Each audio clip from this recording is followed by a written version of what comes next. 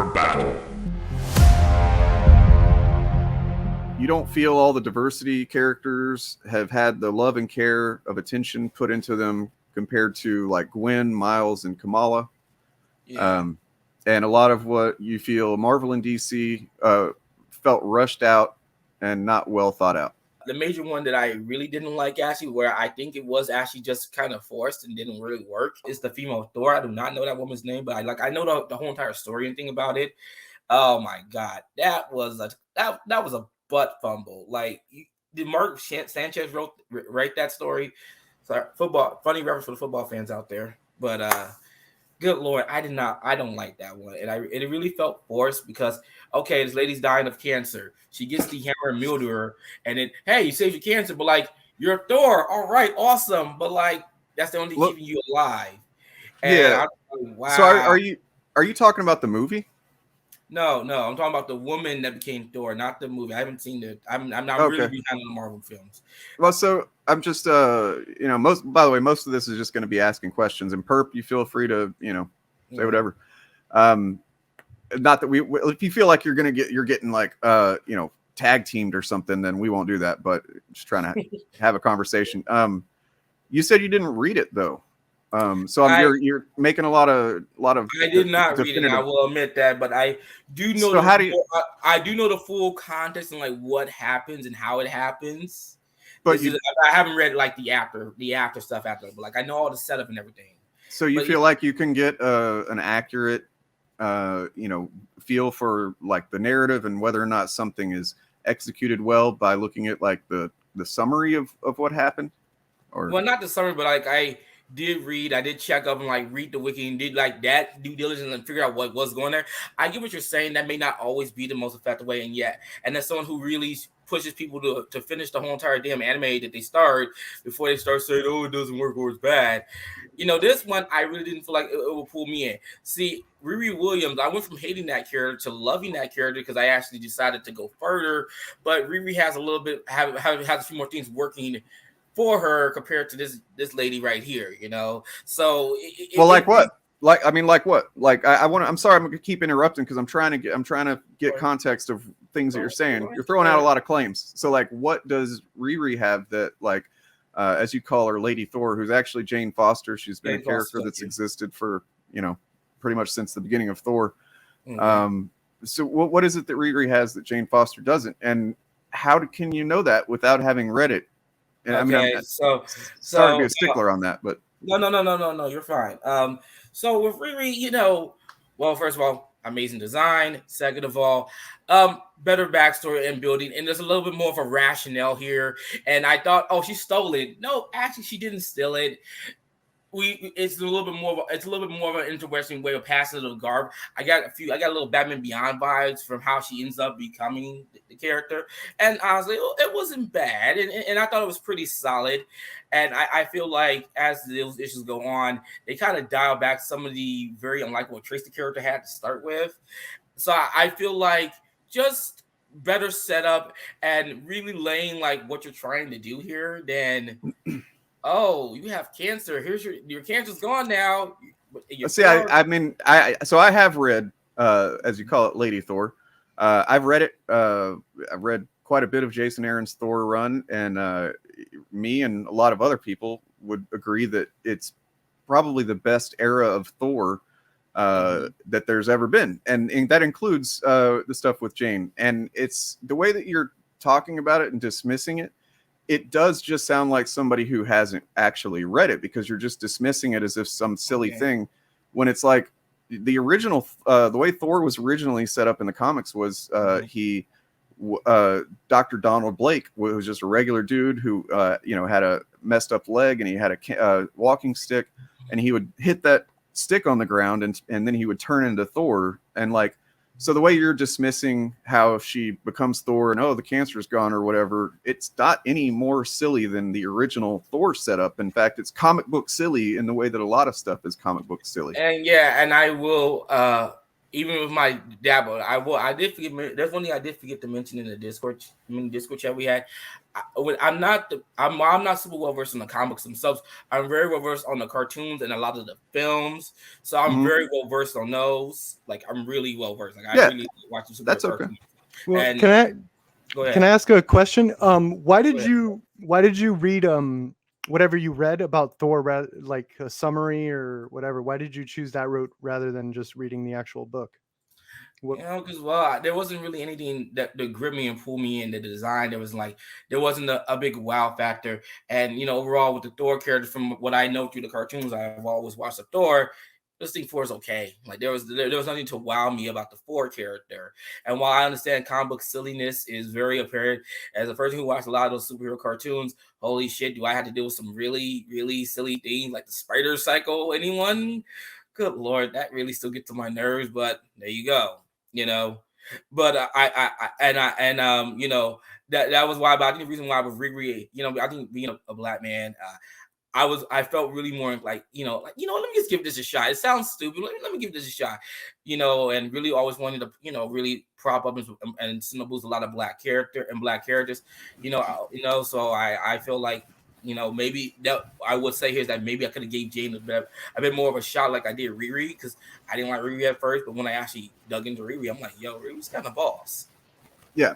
Well, I mean, so you kind of hit on something there that I'm always trying to, express in my videos is like, like you just said that, I'm a black guy. So seeing Riri, it's stuck out to me more. And like, that's totally valid and good and awesome. And that's the point for representation, as I'm sure you understand. But I mean, like, maybe the fact that you're not a woman doesn't have any, because a lot of women did get into Jane Foster when she became Thor. I wouldn't say it always can tie to that, because you're looking at someone who loves totally spies. And no, I didn't say it always ties into that. I'm saying you just said that it's a factor in what might have caused you to give Riri more of a chance. You're right. So that's what I'm saying. I'm not trying to make any claims about universal claims, but I'm just saying that, like, so do you think that it's possible that other people got something from Jane Foster as Thor that you didn't see the same way that you got something out of Riri? Because here's the deal. Like whenever Riri Williams was first announced and it was like, here she is, and they introduce her and she's just suddenly in the comic out of nowhere, I didn't like it. I'll be the first to admit that I think that did feel a little quote unquote forced. And if there's anything that, the Comicsgate people have that's got some degree of validity to it, it's that character in particular was shoehorned in quick, and then it's like, here she is, deal with it. Now, I the stuff I've read since then, she's a great character. She's gone on to be awesome in her own way, but I mean, that's a lot of characters don't get the best. They don't get the good feel for them until they've already been around a while, and then they start, writing them better and stuff. But like when it comes to Amadeus Cho, who you mentioned, he'd been in the Hulk comics for long ass time. And I would say he's the least bad of one, because I see the potential. I just don't think they have found the proper writer for him yet. I feel like he still has some untapped potential. That's why I say he's the least bad of the 3 that I mentioned, because I feel like there's something here, and maybe someone can draw his damn face. Sure. Well, I want to address something in chat real quick. So Allison, thank you for that. So Allison loves Thor and Jane Foster. For her, it was amazing, but she said that right after our buddy Puma Fist, who I don't know, he seems to disagree with everything that we say on the channel, but he shows up to say it anyway. But he said that right under women don't read Thor comics, which is it's just a fucking stupid thing to say, man. Hey Puma Fist, can you take a step back real quick and just look at what just occurred here, and maybe ask yourself if you're just making statements without anything to back them up, because this does not line up with this, right? To be fair, Puma. To be fair, maybe Puma doesn't know any women. That's probably the case. He's like, my mom doesn't read it, so. All right, dude. Guess what? Oh boy, here I go killing again. You just got blocked from my channel because your fucking little tiny dick insecure fucking ego got shattered when you were proven wrong on a live stream. So you can fuck off my fucking channel. Denied. Nothing of value was lost. So I can admit that maybe I missed the mark with Jane Foster, and I could have given her a better shot as a character. Now, what was the other? Okay, I do want to mention a little American Chavez and Metro Moon Girl, because I actually did read them. I actually owned the first issue of American Chavez. I got it at my bookstore I worked at when I used to work in the comics bookstore. Pretty cool actually. I remember her like first run. I didn't just cancel out the 2 chapters because I actually read the first issue. I'm like, hey, this is pretty cool. But when I started seeing I just see some of the flaws and some of that language use and everything like that. I haven't read issue 2 yet, but people said it's a lot better than the first issue. But I'm just like, that character she's kind of getting better. Once again, as I feel like they just need to figure out what is her role on a group, because right now I feel like she's only good in like team team centric stories. I don't feel like she has enough to like tell a story herself. It's like wrestling basically. There's certain guys that are better in tag teams than they would be if they are like the world champion, for example. Like Marty Jannetty. Like, here's a throwback example for you guys. Marty Jannetty and Shawn Michaels, they used to be the Rockers. Shawn Michaels has more charisma. He has the ability to be the world champion. Marty Jannetty is just kind of all right. Like, he's just all right. He's all right. He's good enough to stay in the company. He's good enough to work the mid card, but he's never someone to like you can put a serious story behind. Basically, that's what I mean when I talk about that American Chavez. Yeah, I'll let you guys jump in here if there's anything you guys want to respond to. Ultimately, what we're talking about here are opinions. This is the reason that, like, I said that it's not going to really be a debate, because we can sit here and talk about our opinions all day long, and we're not going to get to any kind of resolution or something. I can't make you adopt my opinion. You can't make me adopt yours. You know what I mean? So, like, this is basically just what being fans is about, is being able to talk about what we like and don't like. And that's what I think is missing from discourse. But then the people that I was really wanting to show up, and a couple of them are in chat or have been, but let's see if they'll, take the next step. We got Prawn Del Arroz here. I don't know what's going on with that. Yeah. SJWs always need to see their own identity portrayed in characters. How come? Well, I mean, ask Young Ripper. Do you want to? Ask. Hold on. Let me address this, please. I want to know. First of all, let me know if you want to just come on the stream and chat. I'll send you a link. We can do that. But I would want to ask you, and if you start replying in chat instead of just coming on the stream and talking, then you're kind of a bitch. But what is an SJW? And how do you identify them? Is it just someone who wants to see themselves represented? But also, assuming that you're just like a white dude or something like that, the reason it stands out to you that other people want their identities represented is because yours always has been. So it's just the default for you. So, yeah, think about those. And if you want to come on and chat, let's do it. Otherwise, you're a bitch. All right. So if I could actually respond to that. Well, yeah. Why? Well, why is the game Overwatch popular? I answered that with another question. That game got popular because of its fucking diversity. You don't know how many Mexican cosplayers I have ran into in my convention travels that cosplay the character Sombra. How many black guys I ran into who cosplay the character Lucio. Or how many Indian or like Arabic girls who do Symmetra. No. That shows me you did something right. And right now, the company itself, we are not going to talk about them because they suck, but they did a wonderful job.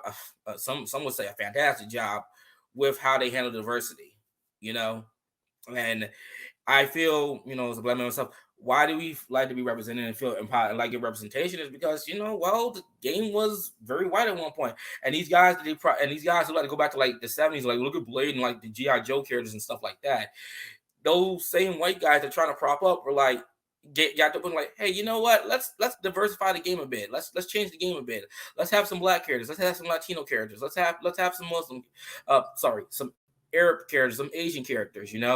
They themselves said, hey, I still remember why Stanley came with Black Panther. He's like, well, there was not a lot of black heroes. I wanted to make a black hero. So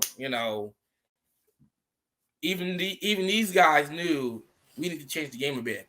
Yeah. They There's good points. I got a few good points in chat as well. So as Nothing But Media said, yeah, turn the question around on you if that was even a sincere question. I don't know. But why do you guys get so mad when your identities aren't represented? Well, it's the same answer to that as to the one you were asking, right? It's like, because everybody wants to see themselves represented. The only difference is, 98% of all characters are fucking white dudes, or at least historically in particular comic books. And so, yeah, every once in a while you get your Falcon, or you get your Black Widow as a woman character or whatever. But like, that doesn't even, it doesn't do, I don't know, man. It's just silly to think that every character should not be that. Another one. You have to execute them well. Like, a Storm is better executed than a Black Widow. Maybe I'm biased because I love the 90s X-Men cartoon so damn much. And, hey, guess what my favorite character was? Oh my God, Storm! Gee, damn. Well, I mean, again, these are just our opinions. That's just, these are opinions. Not to discount what you're saying or how you look at it. But I mean, trying to get to a point of a concept here about these types of ideas. So, and then Eric's Reloaded once again showing up, making better points than me on my fucking channel, man. If identity isn't important to anti-woke people, why do they care so much if a character is black, gay, or woman? If it doesn't matter, then any version of a character should be fine. Yep. So, I mean, that's a good point. And it really cuts through the bullshit, because like, they want to put the onus on what they call SJWs or wokeness, that we're doing something wrong or against the better good of media or whatever by wanting this stuff. Well, like, why is it wrong? Or why is, when you're also wanting to impose how you want things to be, like, it doesn't make any sense. It's completely fucking bass-ackwards. And then, yeah, the sock puppet account that he was parodying, made a comic with Catholic aesthetics, which is part of his identity. Right. Thank you, Allison. Appreciate that.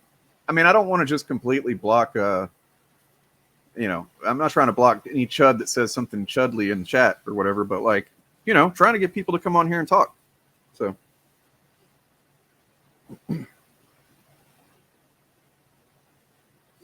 And then I just got an email from Puma Fist, who says that I lied.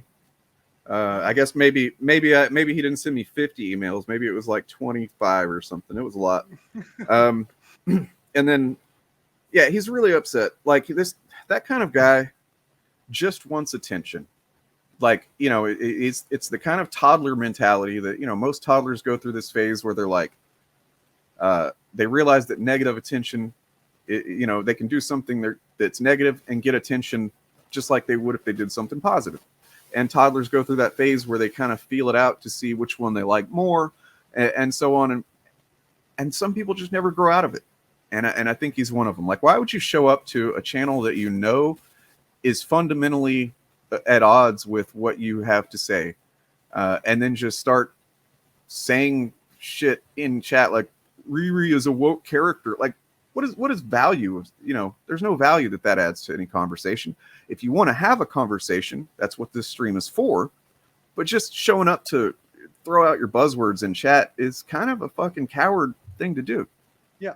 I actually like to do that, but then if because I want to go in on a conversation, like I'll go out there, I'll be a little hyperbolic. I'll be like, Captain Marvel's the greatest character ever. Brie Larson's the best actress, just to like trigger them, just to like, oh, do you want to talk about it, and have me go on. But if you're gonna play that game, dude, you got to go on when you're asked to go on. You can't like, like, no, I'm not gonna do it. I'm just gonna go. So otherwise, you're gonna get kicked out, man. You gotta say it with your chest, dude, or don't say it at all. Yeah, I mean, there's no reason to show up in this stream. There's no reason to show up and say something to try and trigger us. The whole point of it is an invitation. It's right there in the stream title, in the thumbnail. If you want to talk to us, that's what it's for. Just say, hey, I disagree with you on wokeness or whatever, and cool. And I'll send you a link, Discord, Twitter, whatever. But yeah. So, but I mean, it's also the kind of thing where I don't want to do. This is one of the inherent problems with debating like particularly Comicsgaters, is that their culture is built around being trolls. You know, like the entire culture of Comicsgate, they, you know, we look at who their figurehead is. Ethan Van Sciver, he doesn't engage honestly. You know what I mean? Like he uses the aesthetics of civility when convenient for him. You know, but we've looked on videos before how he'll accuse people of harassing him for just replying on Twitter, even though he's got a history of some real harassment. You know, there's just this inherent disingenuousness to it, where their point isn't to let's discuss some ideas, let's get to some resolution about whose ideas are better or something like that. It's all about just sticking it to the left or whatever. Exactly. Like Ethan went on Max's stream and he's like, I like David Zaslav because he likes the greatest president ever, Donald Trump. It's like, dude, you're 50. You're 50. You shouldn't be talking like this. Yeah. You know what that made me? I wanted to get this clip for any time that came up again. I'll save it. I don't want to spoil the surprise. But good point, Scott. Yeah, bullies are always cowards, right? Like that's why the whole thing about if you don't stand up to a bully, they'll keep coming after you, because the bully wants that power of, you know, feeling superior and going after, and they need that power, to that feeling of power, because they are actually cowards. So it's the only way that they can feel superior or anything to anybody. But if you turn around and you fucking punch them in the nose, a lot of times that's going to make them think, and they're not going to fuck with you anymore. Yeah, like a child. Like that's like sometimes a child, they need a scolding, and then they're a little. You got to embarrass them. So, you know, and that's the problem with talking to these guys, and that's why even if they do show up, they do like Puma Fist, and they're just rattling off, you know, programmed fucking buzzwords and catchphrases and stuff. Like an NPC.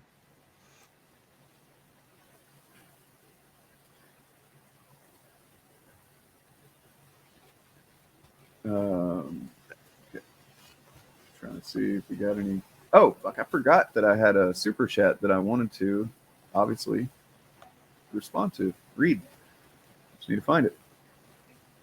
There we go. Blurry Films, thank you. $25. Happy birthday. Thank you for your hard work. Oh, thank you. Wow. And that's awesome. Not my birthday yet, but I don't mind super chats early or late or anytime. All right, so if I could, you want? Is it all right? We talk about the Moon Girl, or you want to get into some of the things that comics can learn from manga? Well, I mean, I just, I mean, I don't know much about Moon Girl except I've read like an issue or something here and there. I did too, and you know that just kind of was DOA. Like it had like 9,000 copies sold, like its first issue. And I'm like, you know, this fun skin felt like, all right, smart black girl. Okay, well, what else, guys? What else do we have? Do you like Shang-Chi at all? You seen Shang-Chi? I have not heard of it before. What's that? It's a Marvel character. He had a movie. It was pretty good movie that came out. Oh right, I was gonna watch that. Oh yeah, I was gonna watch that soon. Damn it, I know what you're talking about. Yes. What about Moon Knight? I actually watched an episode of it, and I like it. I mean, so those are characters that are getting popular now because, you know, certain adaptations and certain creators are doing things with them that are resonating with audiences more. But both of those characters have existed in Marvel Comics for decades and decades, and both of them.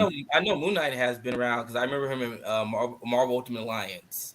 Yep, but both of them, like, you know, going back to the 70s and after that, for Shang-Chi is like, they would get a title, you know, like their own solo title or whatever. They'd be introduced, and that title would get canceled pretty quickly because they weren't really selling, and, you know, they weren't doing something interesting with it or whatever.